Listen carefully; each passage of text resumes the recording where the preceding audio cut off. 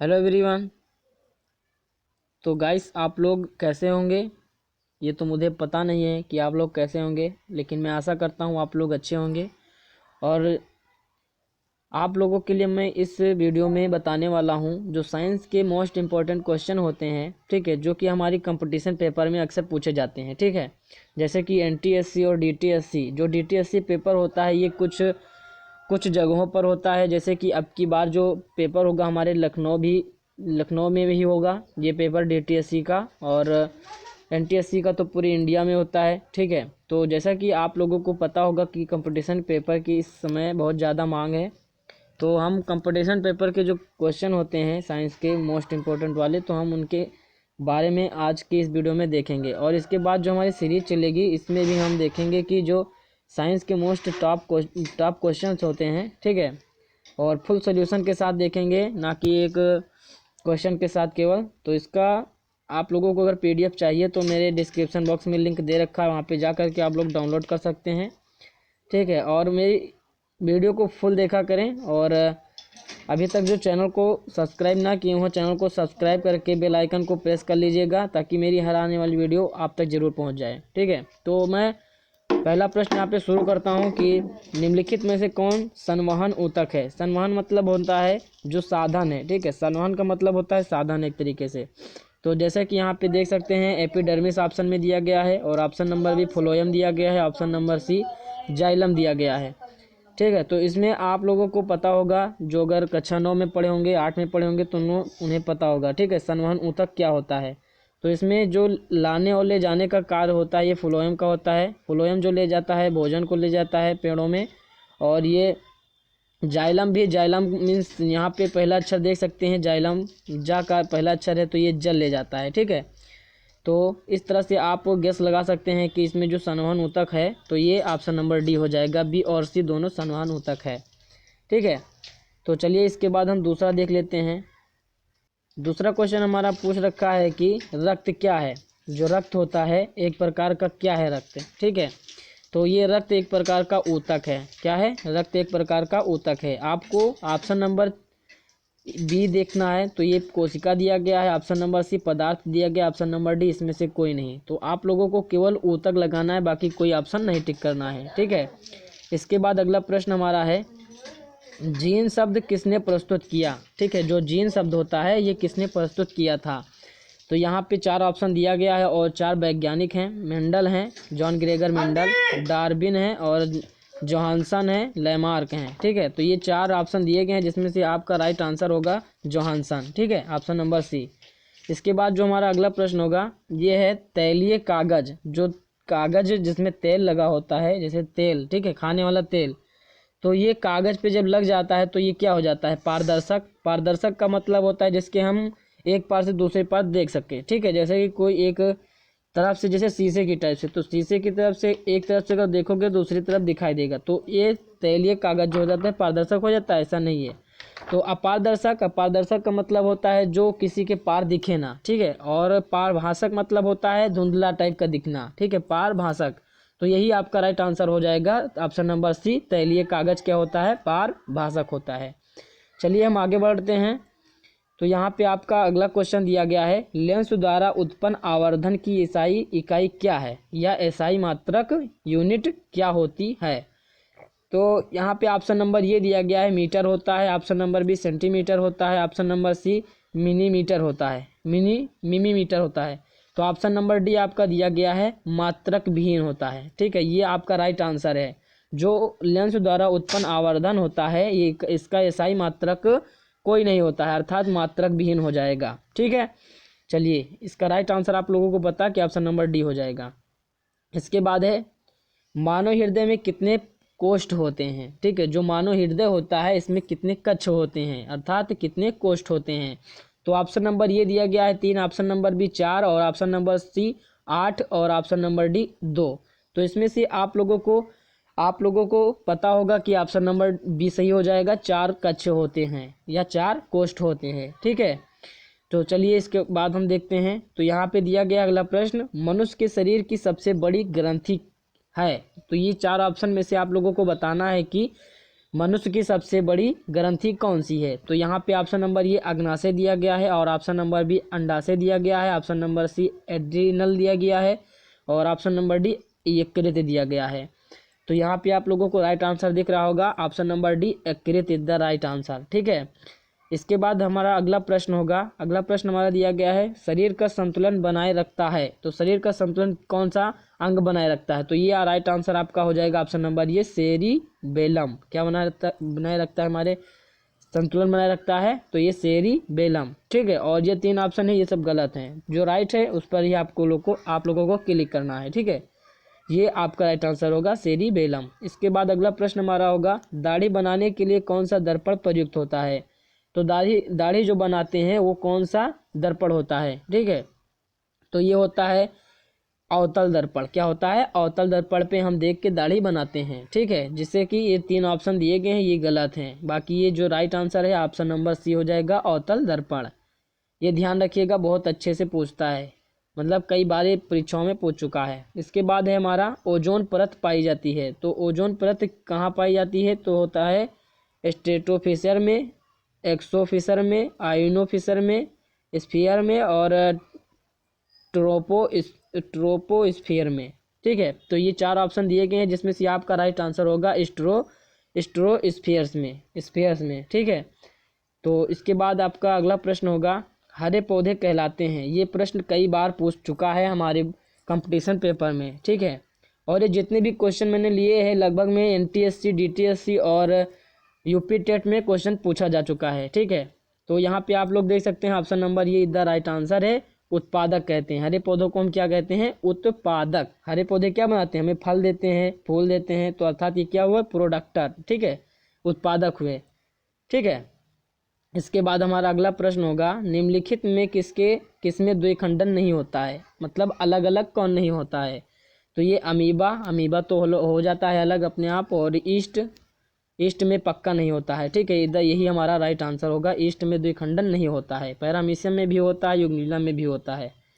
तो option number B आपका सही हो जाएगा, द्विखंडन ईस्ट में नहीं पाया जाता है। इसके बाद हमारा अगला प्रश्न होगा, निम्नलिखित में कौन पादप हार्मोन नहीं है?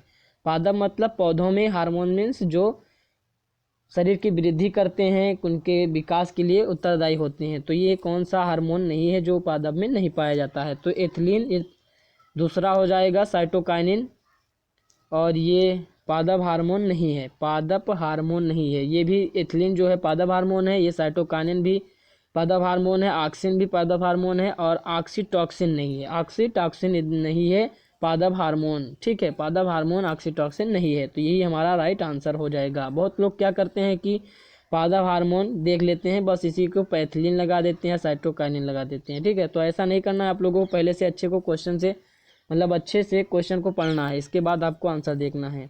तो आप लोगों को पता चला कि oxytocin is the right answer.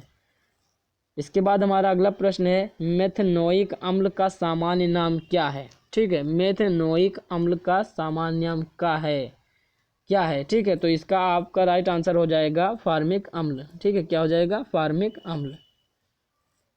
जस्ता का अयस्क क्या है? तो जस्ता का अयस्क आप लोगों को यहाँ पे दिख रहा होगा, जिंक ब्लेंड है। क्या है? Zinc blende. ठीक है, इसके बाद हमारा अगला प्रश्न है, एल्कोहल में कौन सा तत्व उपस्थित नहीं है? एल्कोहल में ये जो 4 ऑप्शन दिए गए हैं इसमें से कौन सा तत्व उपस्थित नहीं है? तो कार्बन, ऑक्सीजन, हाइड्रोजन, नाइट्रोजन। तो इसमें से आपको बता दूं कि एल्कोहल में OH जुड़ता है तो वो फिर हाइड्रोजन हो जाता है, O फॉर हमारा ऑक्सीजन हो जाता है। ऑक्सीजन और हाइड्रोजन तो जुड़ते हैं और कार्बन से ही हमारा बनता है। तो इसमें से कौन उपस्थित नहीं होता है? नाइट्रोजन। क्या नहीं उपस्थित होता है? नाइट्रोजन। ठीक है, तो ये हमारा राइट आंसर हो जाएगा। इसके बाद है, फूल में नर प्रजनन अंग है। फूल में जो नर प्रजनन अंग कौन सा होता है? तो ये होता है पुंकेसर। कौन सा होता है? पुंकेसर। ठीक है, बाकी जो ये अंडाशय है ये गलत है। ठीक है, इसे आप लोगों को नहीं ध्यान देना है। इसके बाद है, मैग्नीशियम पाया जाता है। जो मैग्नीशियम तत्व होता है किस में पाया जाता है? क्लोरोफिल में पाया जाता है। और ये 3 जो ऑप्शन है गलत है। लाल कणिका में नहीं पाया जाता है, और वर्ली लवक में नहीं पाया जाता है, और श्वेत रक्त कणक में नहीं पाया जाता है। ठीक है, और इसके बाद हमारा अगला प्रश्न है, लेंस में मुख्य फोकस की संख्या कितनी होती है? जो लेंस होता है इसमें दो फोकस मतलब मुख्य फोकस होते हैं, एक f2 और ये 2f2, ठीक है। तो जैसे आप लोगों को पता चल चुका होगा कि इसमें दो आपका राइट आंसर होगा। लेंस में दो मुख्य फोकस पाई जाती हैं, ठीक है। इसके बाद हमारा अगला प्रश्न है, शुष्क सेल में ऋण इलेक्ट्रोड बना होता है। जो शुष्क सेल होता है उसमें ऋण इलेक्ट्रोड किसका बना होता है? तो ये option number B right answer हो जाएगा, जस्ता का बना होता है। इसके बाद हमारा अगला प्रश्न होगा, बुझा हुआ चूना। जो बुझा हुआ चूना है ये कई बार कंफ्यूजन में डाल देता है, लेकिन ये आप लोगों को मैं राइट आंसर बताऊंगा, ठीक है। जो बुझा चूना होता है इसका जो रासायनिक सूत्र होता है ये CaOH का होल ट्वाइज होता है। CaOH का whole twice is the right answer, ये आपका राइट आंसर है, ठीक है। और ये जो CaO लिखा है ये बिना बुझा हुआ चूना है, ठीक है। बिना बुझा हुआ चूना CaO होता है, ठीक है। इसके बाद है, सिलिकॉन है एक, सिलिकॉन क्या है? एक धातु है, अधातु है, उपधातु है, मिश्र धातु है? तो ये आप लोगों को आंसर दिख रहा होगा कि ये जो सिलिकॉन है ये उपधातु है। इसमें जो अधातु के गुण भी पाए जाते हैं और धातु के भी गुण पाए जाते हैं, तो उसे हम क्या कहते हैं? उपधातु या अन्य धातु, ठीक है। चलिए इसके बाद हमारा अगला प्रश्न है, निम्न में से कौन सा भस्म नहीं है? भस्म कौन सा है? ये जैसे हम कहते हैं क्षार, ठीक है। क्षार, जो क्षार नहीं होता है भस्म, ठीक है। तो ये कौन सा नहीं है? तो यहाँ पे CaO एक भस्म है और NaOH भी भस्म है और ये Na2CO3 एक भस्म है। तो इसमें आपका जो राइट आंसर होगा NaCl भस्म नहीं है, ठीक है। NaCl जिसे हम कहते हैं साधारण भाषा में नमक, क्या कहते हैं? नमक, ठीक है। इसके बाद है, एक जूल का मान होता है, जो एक जूल होता है इसका मान क्या होता है? 0.24 कैलोरी, 4.18 कैलोरी, 0.42 कैलोरी, 2.4 कैलोरी। तो इसमें से आप लोगों को राइट आंसर जो होगा ये 4.18 कैलोरी होता है, ठीक है।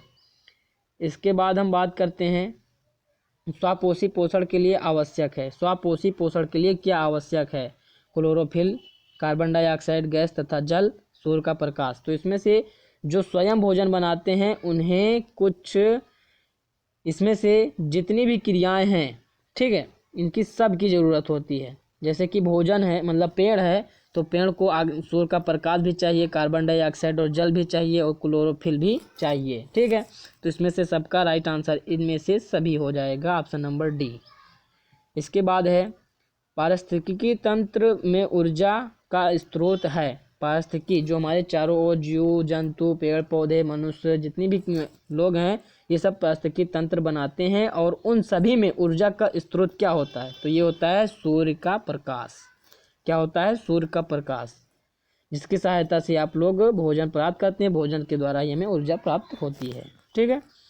चलिए, प्रोटोजोआ उत्सर्जी पदार्थों का निष्कासन कैसे करता है? प्रासरण विधि द्वारा, विसरण विधि द्वारा, अवशोषण द्वारा, निष्कासन द्वारा। तो इसका जो आपका राइट आंसर होगा विसरण विधि द्वारा ये मतलब बाहर निकलता है। इसके बाद है, किशोरावस्था में होने वाले शारीरिक परिवर्तन का क्या कारण है? टेस्टोस्टेरोन एक हार्मोन है और ये एस्ट्रोस्टेरोन भी एक हार्मोन है, थायरॉक्सिन हार्मोन भी एक है। तो इसमें से जो किशोरावस्था में होने शारीरिक परिवर्तन, ये जो ये और ये तीनों हो जाते हैं, क्या हो जाते हैं? यहाँ पे दिया गया है डी आपका आंसर, ये और बी, ठीक है। ये और बी दोनों ये बदलाव आते हैं। टेस्टोस्टेरोन हार्मोन भी स्रावित होता है और एस्ट्रोजन भी हार्मोन स्रावित होता है, मतलब बहाव होता है, ठीक है। इसके बाद है, निम्नलिखित में से किसे अनुवंशिकी को पिता कहा जाता है? तो ये जॉन ग्रेगर मेंडल को अनुवंशिकी का पिता कहा जाता है, जिन्होंने एक मटर पे, ठीक है, मीठे मटर पे इन्होंने एक्सपेरिमेंट किया था, ठीक है। इसके बाद है, वायु में प्रकाश की चाल निर्वात की अपेक्षा होती है, तो ये कम होती है, ठीक है। जितनी भी वायु में प्रकाश की चाल चलेगी उससे वायु में प्रकाश की चाल निर्वात की अपेक्षा होती है, निर्वात में ज़्यादा तेज चलेगी और वायु में कम चलेगी, ठीक है। इसी प्रकार ये होता है। चलिए, आपका जो क्विज है यहाँ पे ख़त्म होता है और हम आप लोगों से रिक्वेस्ट करते हैं कि अभी तक जो चैनल को सब्सक्राइब ना किए हों चैनल को सब्सक्राइब कर लीजिएगा, और अगर वीडियो पसंद आती है तो वीडियो को एक लाइक कर दीजिएगा, ठीक है। और अपने दोस्तों के साथ ज़रूर शेयर कीजिए, ताकि ये बहुत ही इंपॉर्टेंट क्वेश्चन है जो आपके कंपटीशन के लिए बहुत ही ज़रूरी है। तो मिलते हैं नेक्स्ट वीडियो के साथ, तब तक गुड बाय।